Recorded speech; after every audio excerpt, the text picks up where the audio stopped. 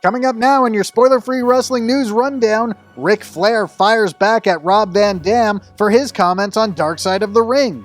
AEW will set a new all-time attendance record tonight, and Tetsuya Naito is out of the G1 Climax 31 tournament. All that and more on your spoiler-free wrestling news rundown.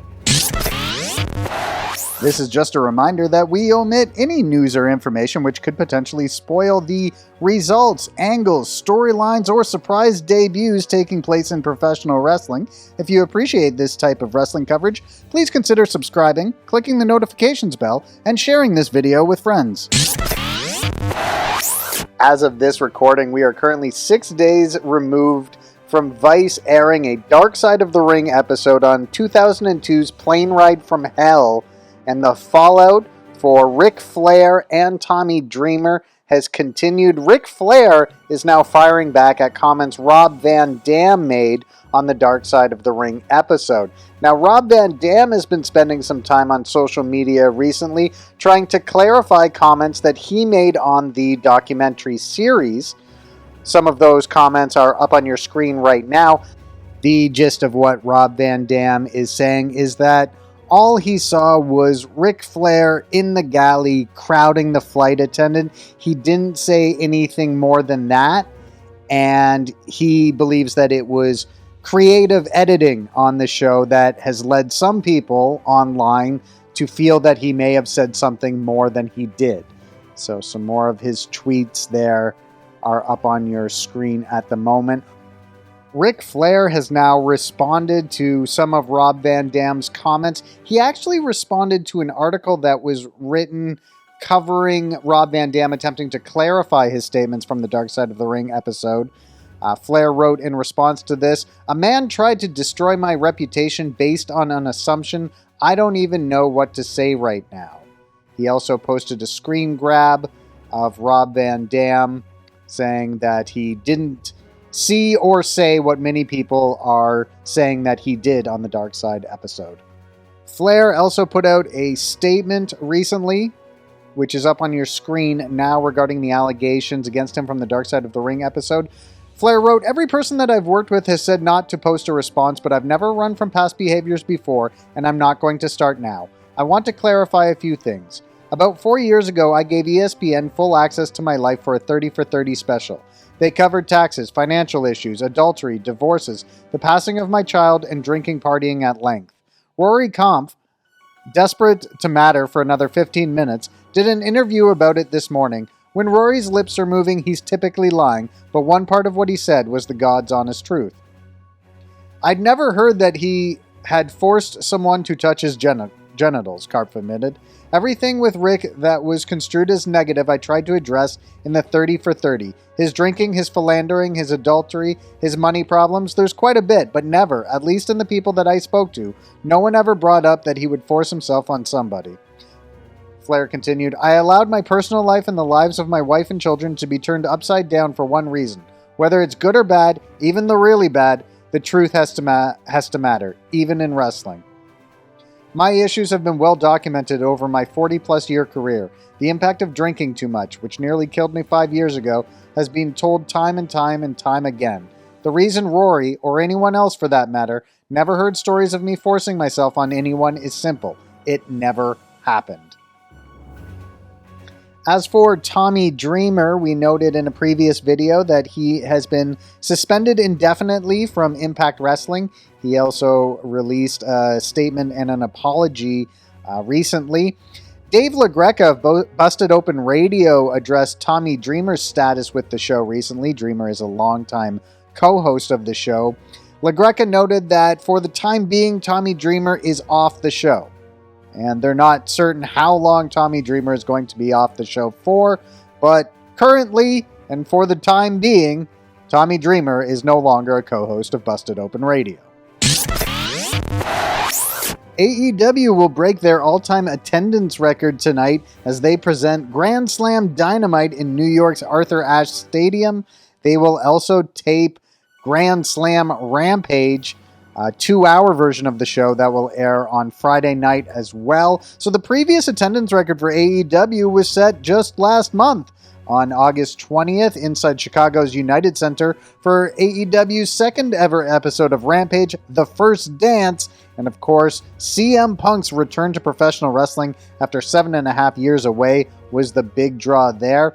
Well, AEW has distributed 18,775 tickets for tonight's show. They have opened up some obstructed view seating, so the estimated capacity, according to the WrestleTix Twitter account, is 20,303.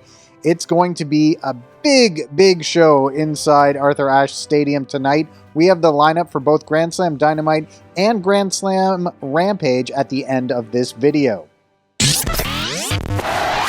And there's more bad news for New Japan Pro Wrestling. Just 2 nights into the G1 Climax 31 tournament, and Tetsuya Naito has already had to leave the tournament due to injury. The rest of his matches for the round robin will be forfeited. He had lost to Zack Sabre Jr. in his opening match. New Japan Pro Wrestling wrote, during his G1 Climax 31 opening match on September 18th in Osaka, Tetsuya Naito suffered an injury to his left knee. Damage was incurred to his left meniscus and MCL. Naito is unable to compete on the remainder of the G1 Climax Tour and does not currently have a timetable for return. All his remaining tournament matches will be counted as losses via forfeit, with opponents gaining an automatic 2 points. So a big blow to Naito and a big blow to New Japan Pro Wrestling. Naito is off the G1 Climax tournament. Earlier this month, WWE sent out a press release that Paul Levesque, aka Triple H, underwent a successful procedure at Yale New Haven Hospital following a cardiac event. The episode was caused by a genetic heart issue, and he is expected to make a full recovery. Triple H returned to social media recently to thank everyone for the well wishes and support that he's received during his time away. Triple H wrote, "I've been blown away by the outreach and support from so many people. I'm recovering, doing well, and deeply grateful for all the love in my life, especially grateful for Shawn Michaels and all the superstars and crew of NXT. Steph and the girls loved the snacks. See you soon." So we continue to wish all our best for Triple H in his recovery. And there is bad news to report regarding former Impact World Champion Sammy Callahan. Sammy Callahan was injured at a recent set of tapings the promotion was holding in Nashville. Callahan suffered a broken ankle, a rather serious broken ankle that will require surgery, and he is going to be out of action, they estimate, until the spring of 2022. That's bad news for Impact, as Sammy Callahan has played a big role for that promotion over the last few years, and he will be sorely missed on their programming. Sammy Callahan out until the spring of 2022. Bryan Danielson will make his AEW in-ring debut tonight at Dynamite Grand Slam in New York's Arthur Ashe Stadium. He has been doing rounds of media leading up to tonight's show. He also published an article in the Players Tribune giving thanks to WWE for his time there. He also noted in an interview with Brandon Walker that he plans on respecting WWE's intellectual property rights as it concerns the Yes Chance, and Bryan says that he was asked specifically by Kevin Dunn to do this. Here is what Bryan said on that show. He said, "I'm not doing it myself," in reference to the Yes Chance, "because I respect WWE's intellectual property. I don't think anything legally, they haven't threatened anything legally. I had a great conversation with Kevin Dunn before I debuted with AEW. I was very upfront with WWE of, I want to let you guys know I'm leaving. This is my debut date. They asked me politely to respect their intellectual property, even some things that couldn't be legally enforced. I'm trying my best to do that. There are also certain expectations fans have of me that they want to be able to do. I'm happy they still get to do that. I'm going to do my best to avoid swinging my arms in the air." So you might hear fans do the yes chant for Bryan Danielson in AEW, but you won't see Bryan Danielson do it himself. And the last thing we're going to cover in this video, let's run down the matches For tonight's AEW Dynamite Grand Slam event from New York's Arthur Ashe Stadium, we'll also run down the matches that are being taped tonight for Friday night's 2-hour edition of Rampage. So for tonight's Dynamite, we will see Darby Allin and Sting take on FTR in tag team action. Maxwell Jacob Friedman will take on Brian Pillman Jr. Malachi Black will go one-on-one with Cody Rhodes.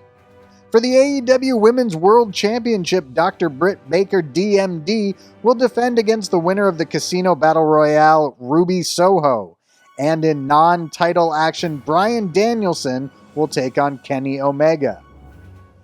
Also, being taped tonight and airing Friday night on Rampage, we'll see Penelope Ford take on Anna Jay.